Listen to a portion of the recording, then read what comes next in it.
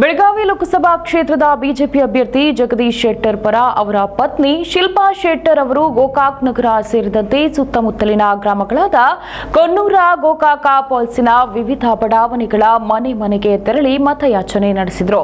ಕೊನ್ನೂರದಲ್ಲಿರುವ doctor Baba Saheb ಪುತ್ಥಳಿಗೆ ಮಾಲಾರ್ಪಣೆ ಮಾಡಿ ಮತದಾರರಲ್ಲಿ ಮಾತನಾಡಿದರು. ಹಾಗೆಯೇ ಅವರು ಮೂರನೇ ಬಾರಿಗೆ ಮೋದಿಜಿ ಅವರನ್ನ ಪ್ರಧಾನಿ ಮಾಡುವ ಸಂಕಲ್ಪ ಇಟ್ಟುಕೊಂಡು ಬಿಜೆಪಿಗೆ ಮತ ನೀಡಲು ವಿನಂತಿಸಿದರು.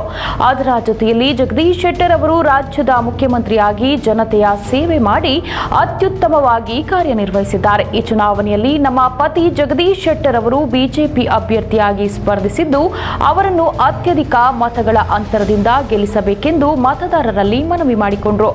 ಈ ಸಂದರ್ಭದಲ್ಲಿ ಸಂಸದೆ ಮಂಗಲಾ ಅಂಗಡಿ, ಬಿಜೆಪಿ ಮಹಿಳಾ ನಗರ ಘಟಕ ಅಧ್ಯಕ್ಷೆ ರಾಜಶ್ರೀ ಒಡೆಯರ, ಪ್ರೇಮಾ ಭಂಡಾರಿ, ಸ್ಥಳೀಯ ಮುಖಂಡರಾದ ಧನ್ಯಕುಮಾರ ಮೇಗೇರಿ, ವಿಠ್ಠಲ ಗುಡಜ, ಶೇಖರ ಕೊನ್ನೂರ, ಬಾಲಚಂದ್ರ ಶಿಂಗ್ಯಾಗೋಳ, ಕೆಂಪಣ್ಣ ನಡಗೇರಿ ಸೇರಿದಂತೆ ಮತ್ತಿತರರು ಪಾಲ್ಗೊಂಡಿದ್ದರು.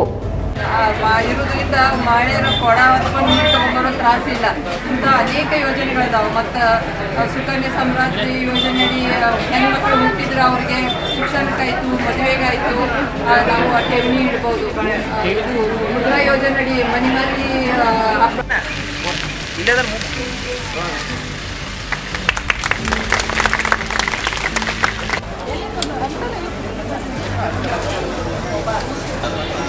ತುಂಬ ಇಲ್ಲಿ ಜನರ ಅಭಿಪ್ರಾಯ ತುಂಬ ಚೆನ್ನಾಗಿದೆ.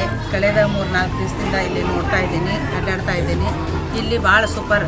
ಎಲ್ಲರೂ ಏನಂದ್ರೆ ಇಲ್ಲಿ ಮತದಾರರು ಏನಂತಂದ್ರೆ ಇಲ್ಲೆಲ್ಲರೂ ಭಾರತೀಯ ಜನತಾ ಪಕ್ಷಕ್ಕೆ ವೋಟ್ ಹಾಕ್ತೀವಿ ಅಂತ ಹೇಳ್ತಾ ಇದ್ದಾರೆ. ತುಂಬ ಚೆನ್ನಾಗಿದೆ ಈ ಕ್ಷೇತ್ರ. ಅಯ್ಯೋ, ಲೀಡ್ ಜನರೇ ಹೇಳಬೇಕು, ಅಷ್ಟೊಂದು ಲೀಡ್ ಬರ್ತೈತಿ. ಯಾಕಂದ್ರೆ ಇಲ್ಲಿ ಯಾವಾಗೂ ಲೀಡ ಇರುತ್ತೆ, ಯಾವಾಗೂ ಕಡಿಮೆಗಿಲ್ಲ. ಅದು ಕಡಿಮೆ ಮಾಡೋಕ್ಕೆ ಯಾರಿಂದನೂ ಸಾಧ್ಯ ಇಲ್ಲ. ಏನು ಸ್ಪಂದನೆ ಮಾಡೋಂಗಿಲ್ಲ, ಅದೇನು ಮುಗಿದ ಅಧ್ಯಾಯ. ಈಗ ನಮ್ಮ ನರೇಂದ್ರ ಮೋದಿಯವರು ದೇಶಕ್ಕೆ ಮಹಿಳೆಯರ ಸಲುವಾಗಿ ತುಂಬ ಚೆನ್ನಾಗಿ ಕೆಲಸ ಮಾಡ್ಯಾರ. ವ್ಯಾಕ್ಸಿನ್ ಕೊಟ್ಟಾರ, ಆಕ್ಸಿಜನ್ ಕೊಟ್ಟಾರ. ಅದ್ರ ಜೊತೆಗೆ ಕೊರೋನಾದ ಸಂದರ್ಭದಲ್ಲಿ ತುಂಬ ಮಹಿಳೆಯರಿಗೆ 10 kg ಅಕ್ಕಿ ಕೊಟ್ಟರು ಒಬ್ಬೊಬ್ಬರಿಗೆ. ಹೀಗಾಗಿ ಅದೇನು ನಾನು ಹೇಳಂಗಿಲ್ಲ. ಅದ್ರ ನರೇಂದ್ರ ಮೋದಿಜಿಯವರು ತುಂಬ ಉಜ್ವಲ ಗ್ಯಾಸ್ ನೂರಾರು ಮಹಿಳೆಯರಿಗೆ ಕಣ್ಣೀರು ಒರೆಸ್ಯಾರ. ನಮ್ಮ ನರೇಂದ್ರ ಮೋದಿಜಿಯವರಿಗೆ ತುಂಬ ಚೆನ್ನಾಗಿದೆ. ಎಲ್ಲ ಜನ ಮತ್ತು ಮಹಿಳೆಯರು, ಪುರುಷರು ನಮಗೆ ಸಪೋರ್ಟ್ ಮಾಡ್ತೀನಿ ಅಂತ ಎಲ್ಲ ಕಡೆ ಆರತಿ ಮಾಡಿ ಕುಂಕುಮ ಹಚ್ಚಿ ಉಡಿ ತುಂಬಿ ಕಳಿಸ್ಯಾರ. ಇನ್ನೇನು ಹೇಳ್ಬೇಕು ಹೇಳಿ. ನಾಳೆ ಬೆಳಗಾವಿಯಲ್ಲಿ ಎಷ್ಟು ಜನಸಂಖ್ಯೆ ಸೇರ್ಬೋದು? ತುಂಬ ಸೇರ್ತಾರೆ ಜನಸಂಖ್ಯೆ. ಯಾಕಂದರೆ ಎಷ್ಟು ಸೇರ್ತಾರಂತ ಇನ್ನೂ ನಮ್ಗೆ ಐಡಿಯಾ ಇಲ್ಲ. ನಾಳೆ ಗೊತ್ತಾಗುತ್ತೆ. ಮುಂಜಾನೆ ನೀವು ಜನಸಂಖ್ಯೆ ನೋಡಿ ನೀವು ಹೇಳ್ರಿ ಅವಾಗ. Thank you.